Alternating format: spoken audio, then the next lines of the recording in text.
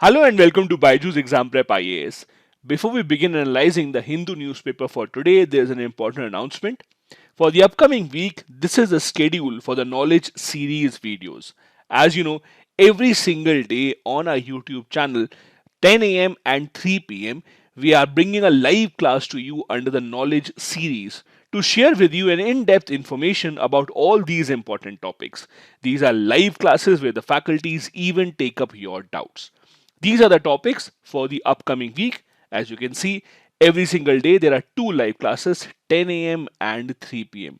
Do make a note of this schedule and do join in for all these classes since they will be covering the most important and relevant topic for the UPSC Civil Services Examination.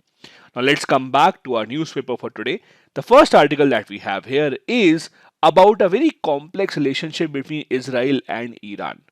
Now, if you know anything about West Asia, that is the Middle East today, you would know that if there are two nations that don't see eye to eye and are ready to sabotage each other at any cost, are Israel and Iran. However, you would be very surprised to know that if you go back a few decades, these two nations are about to sign some very important agreements. For example, in 1977, the two sides had secret talks. They even signed 6 oil for arms contracts under which Israel would provide state of the art weapons to Iran and Iran in return would supply oil to Israel. However, everything changed with 1979 Islamic Revolution. Now, if you don't know what is the 1979 revolution, this is also known as the Iranian Revolution, under which the Pahlavi dynasty of Iran was actually overthrown. Iran at that time was ruled by Shah Muhammad Reza Pahlavi, and his rule was replaced with a new government under the rule of the Ayatollah Khomeini, who was one of the leaders who were leading the revolt. Till that point of time, Iran actually had very cordial relationship with the Western nations. In fact, so much so that the Iranian ruler, the Shahs, were actually being accused in Iran that they are the ones who are looking after the interests of America, UK, the British nations, and not their common people. And the people of Iran had been accusing that for the last 2 decades or so, it is US that has been running our country. That is why there was a lot of anger amongst the people of Iran, and in 1979, that eventually led to the Islamic Revolution in the country of Iran, leading to a new rule. That is when everything changed. The new Iran leadership did not see eye to eye with America. In fact, it considered America as its top enemy, and so did its relationship change with Israel as well. Since then, in the past 5 decades or so, Israel and Iran have never been on good terms. Both the nations have been trying to curtail each other's progress. In fact, America, Israel, the Arab world, the other nations, all of these have come together trying to stop the progress of Iran, but somehow or the other, Iran has been going strong despite the various sanctions that have been imposed on Iran to stop Iran from achieving nuclear capability. Israel, in fact, has carried out multiple operations inside Iran to target its nuclear and missile programs. Recently, the Israeli Prime Minister famously said that we are following the octopus doctrine. Now, what is the octopus doctrine? See, octopus, as you know, has multiple tentacles. So, what octopus actually does is, in order to distract its enemy, it uses its tentacles or the hands, as you may call them, and the enemies only attack the hands of the octopus, while all the power of the octopus actually lies in the brain. So Israel is saying that rather than attacking the octopus on the tentacles, we are attacking the brain of octopus. That is, we are specifically attacking the nuclear capabilities and nuclear installations of Iran. That is why you see after every few months there is some kind of a skirmish between Iran and Israel. Iran also does not hold back. They also have been supporting a lot of groups to work against the interest of US, against the interest of Israel, etc. For example, they have been giving a lot of support to the Houthi group in Yemen, which has become a headache for the American allies such as the Saudi Arabia, UAE, etc. Anyway, you all would have heard about the JCPOA, that is a nuclear deal that was signed between Iran and P5+1 nations. Ever since the deal was signed, Israel had always been against the deal because Israel had said that there is no deal that will work with Iran. The only thing that will work is an all out war. In fact, that deal had said that if Iran fulfills the commitment and does not go towards a nuclear path, there will even be economic rewards for Iran. That is why Israel did not like it. Thankfully, when Donald Trump became the president, he had the same point of view as Israel, and Donald Trump pulled out of the deal. His expectation was that now that we are pulling out of the deal, Iran will have no other option. They will come to a negotiating table and we will strike a hard bargain. But the opposite happened. Iran, in fact, went the other way and started carrying out attacks in Saudi Arabia, in Gulf waters, etc., and giving a hard time to the allies of the US. And now we are in a situation where both Iran and US want a new nuclear deal, but none of them actually wants to compromise because both of them want to show a very strong point of view in front of the world. Now, what is happening in Iran is that after years and years of not having great economic progress, the people of Iran are now starting to protest against the government. Yes, the people of Iran do not want to bend in front of the US. They don't want the Western powers to think that Iran is weak. But the fact is that there are a lot of economic pressures in Iran right now. US, on the other hand, does not want to get stuck into any other conflict. What happened was recently there was a Vienna conference that was held. Vienna conference means a conference that was held between Iran and the Western nations in a hope to revive the JCPOA or P5 plus 1 nuclear deal. There were multiple talks that were held.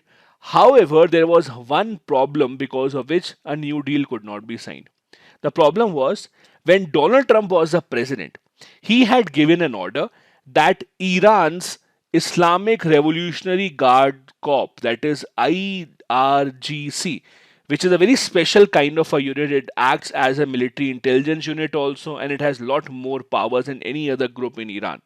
Donald Trump had recognized this as a terrorist group. Now, in Vienna, Iran was requesting Joe Biden, that is a new president, to take back that order, which Joe Biden did not do.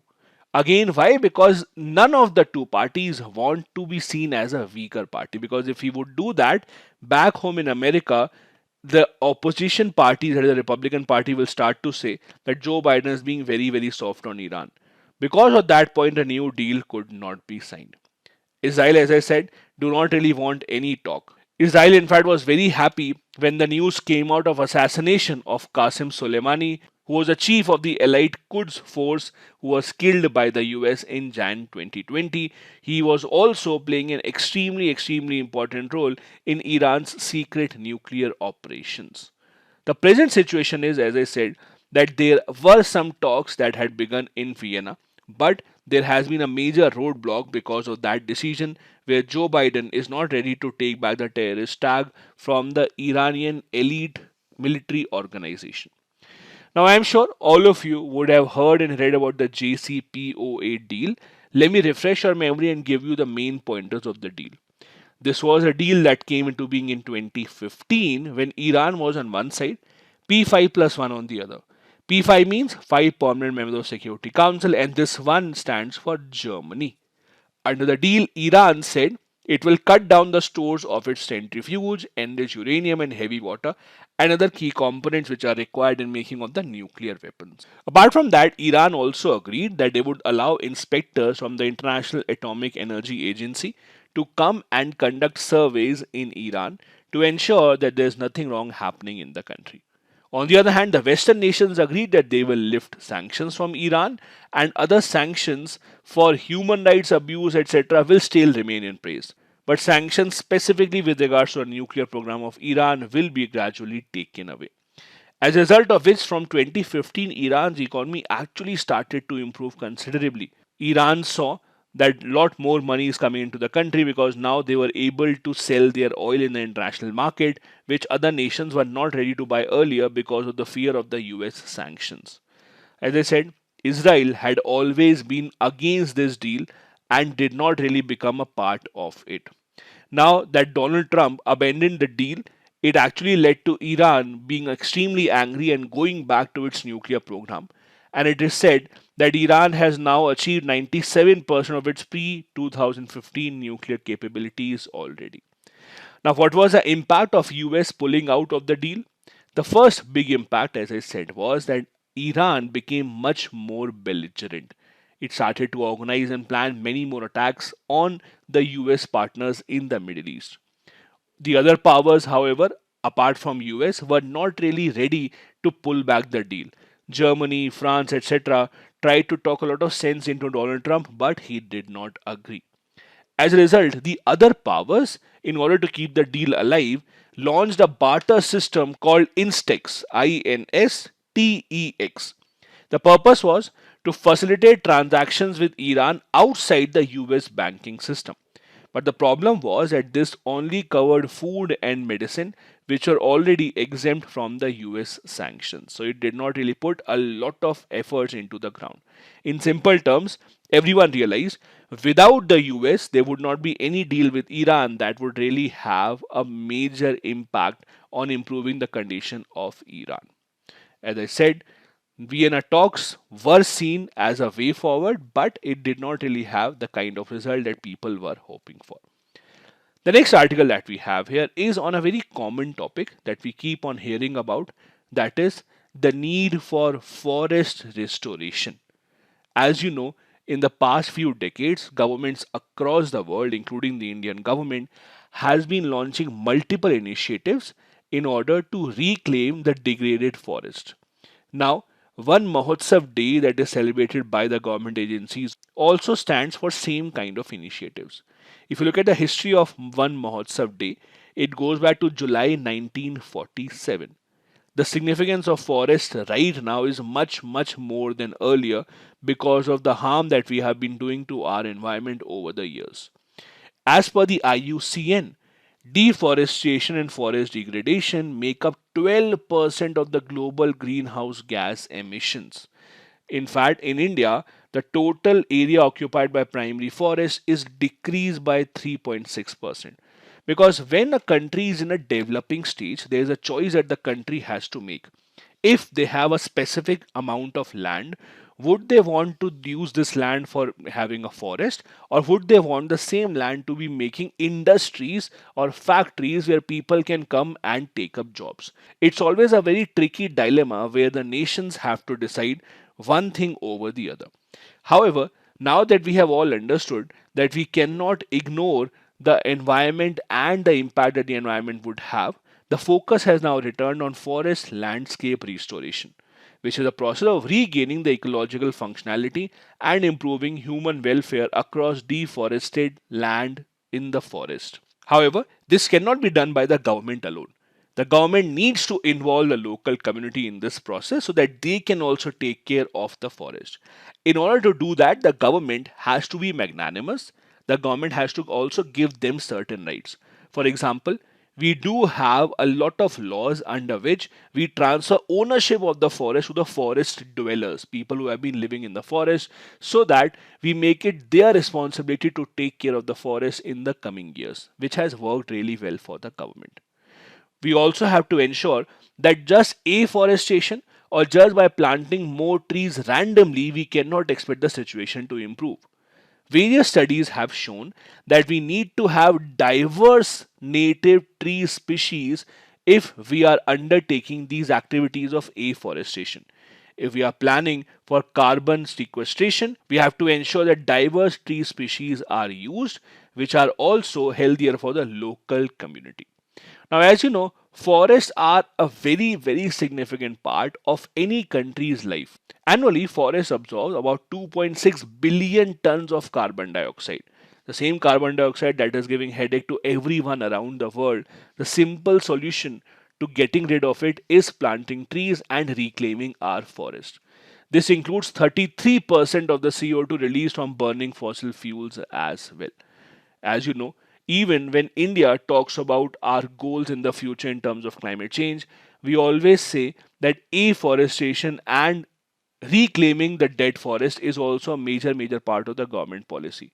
As you know, the government of India is aiming to cover 33% of our area under forest, but we are far behind this goal. The UN has also realized this, and that is why the decade of 2021 to 2030 is a UN decade on ecosystem restoration, putting the focus in front of everyone.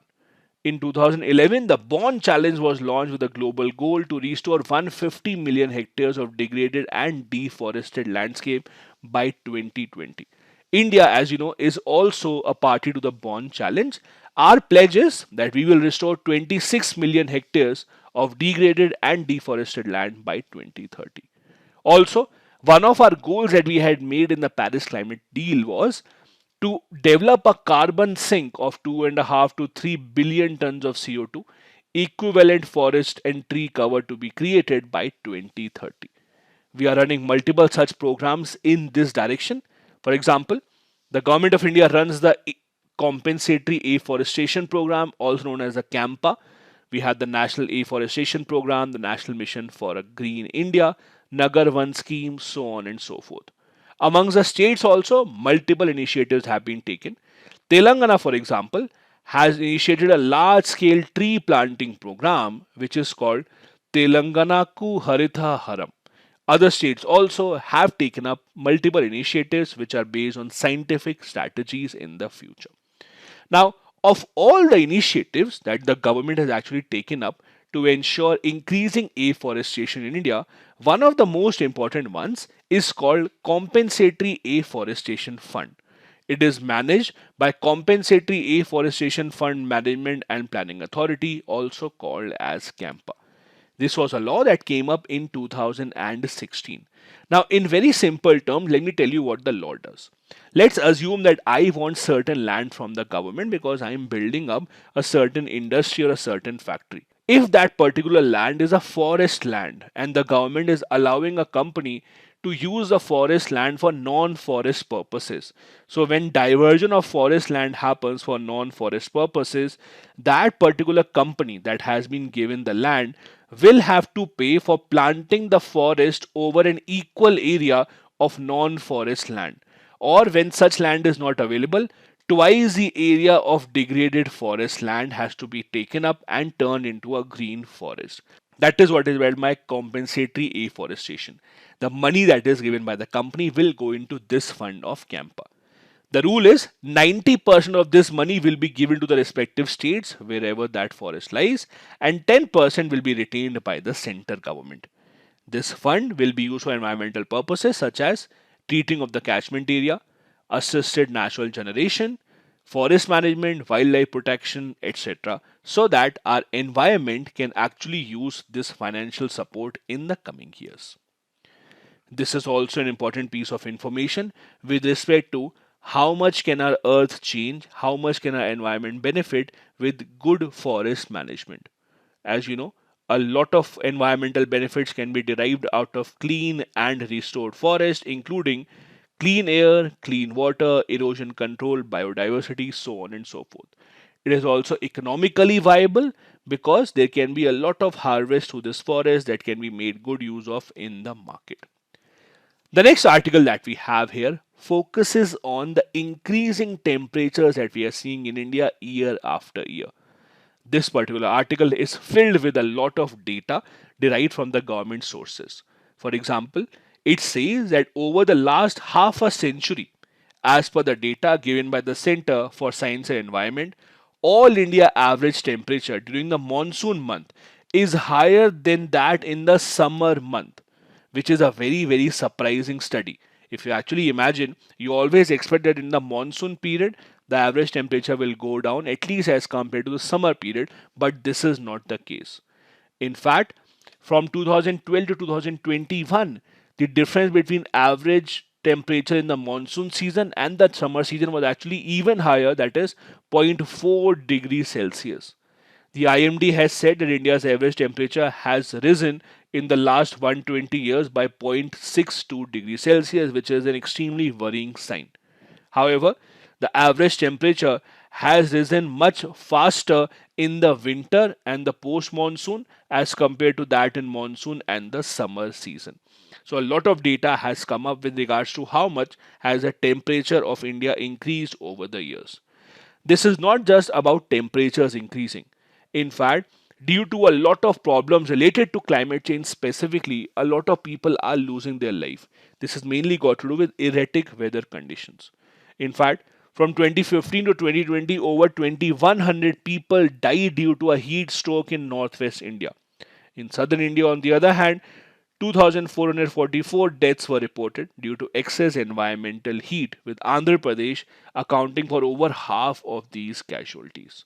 Many states in India have now launched their own heat action plans, for example, Gujarat, in order to ensure that, in terms of the changing climatic conditions, they actually give enough protection to their people.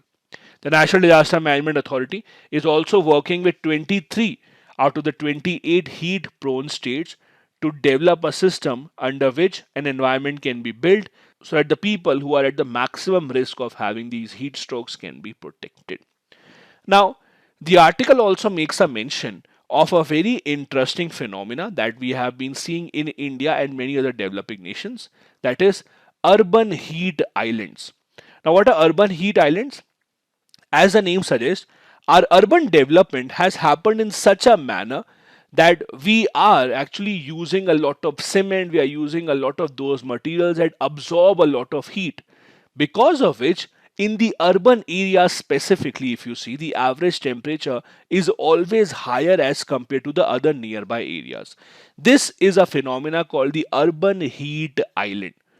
Urban heat island is defined as local or temporary phenomena in which certain pockets within the city experience higher heat load as compared to the surrounding areas. This rise in heat is mainly due to the buildings, houses in the city which are made up of concrete. This heat is usually trapped and the heat is not able to dissipate easily, because of which you see the temperatures in these areas are much higher as compared to their surroundings. And this is usually seen in the cities. In rural areas, you can expect there would be much more vegetation. The trees and forests are a prominent factor for bringing down this average temperature in the rural areas. In fact, in the urban areas, increasingly, we see more places being cemented, use of concrete, etc., is at an all time high, with building of parking spaces, roads, high rise structures, pavements, etc., because of which these areas are developing into urban heat islands. Not just this, because of all this, water also cannot go through, it is not being absorbed by the ground, which is leading to reduction in the groundwater level underground in the cities across the country. A lot of this construction material is black or dark colored, because of which it absorbs much more heat. There are many causes of urban heat islands being developed, as we discussed. Dark surfaces used in construction activities. Then we also have mass transportation systems, lack of trees and green areas because they are cut down to build new buildings and new settlements which are made of concrete. Recently, NASA also came out with this picture where they talked about urban heat islands being developed over Delhi, as you can see here, and some other centers nearby Delhi. If you can actually see, the main cities here have much higher temperature as compared to the surrounding areas, which also shows that if you just travel a few kilometers, you might see the temperature increase or decrease depending upon where exactly are you heading towards. The next article is a good news from the government of India, under which the Defense Ministry has said that India's defense exports for 2021-22 were estimated to be around 13,000 crore rupees, which is the highest ever, and it is a constant increase. The US was also a major buyer, and other nations also from Southeast Asia, West Asia, and Africa were interested in buying India made weapons. The most significant of the deals was made with Philippines when India signed about $374 million deal for supply of 3 batteries of the BrahMos missiles made in collaboration with Russia. The other good part is that the private sector has actually accounted for 70% of these exports, while the public sector firms have only accounted for about 30% of it. So the private sector is actually taking the leading role when it comes to making India made weapons. Now, when it comes to supplying weapons to any other nations, every nation has certain restrictions. In India also, only certain kind of weapons are now being exported to other nations. Those right now come in the category of SCOMET. This stands for Special Chemicals, Organisms, Materials, Equipment and Technologies. These were the only items that were actually put on place to be exported to other nations. Several aviation components and dual use items which did not come under this list were not counted as a part of export from India. India had signed a major defense deal with Philippines under which India will be supplying the BrahMos missile to the Asian nation. Now, it is not just this year. If you see year after year, India's defense exports have seen a constant increase here. On the other hand, if you actually see, our defense production has also increased year on year, meaning that we are producing a lot of things in India which are being used by the Indian forces themselves, and about 9 to 10% of it is also being exported to other nations, if you can see here. The government has also set a target that by 2024 we would like to export weapons worth at least 35,000 crore rupees. As for the government, we now export defense products to at least 42 nations around the world. This is also a detailed data with respect to defense production in India. As you can see from this data also, the private sector is leaps and bounds above the state-owned enterprises and ordnance factories when it comes to defense sector production in India. Also, the Ministry of Defense has been pushing a lot of these private companies to ensure that their quality is at par with the best in the world. Here is a breakdown of the defense services, that budget that they get usually from the government. As you can see, Air Force has a large budget mainly because the planes that they actually have to get are very, very expensive. So most of the budget of the Air Force actually goes into buying state-of-the-art weapons, including airplanes, etc. These are the main articles on the Hindu newspaper today. Now a couple of practice questions. Number one. What factors have played a key role in boosting India's defense exports over the past few years? Also, enlist the stumbling blocks that still remain. Second, development at the cost of environment is a bad deal. Elaborate in the context of emergence of various urban heat islands in India. Both these questions have to be answered within 250 words each. Thank you so much for watching the video.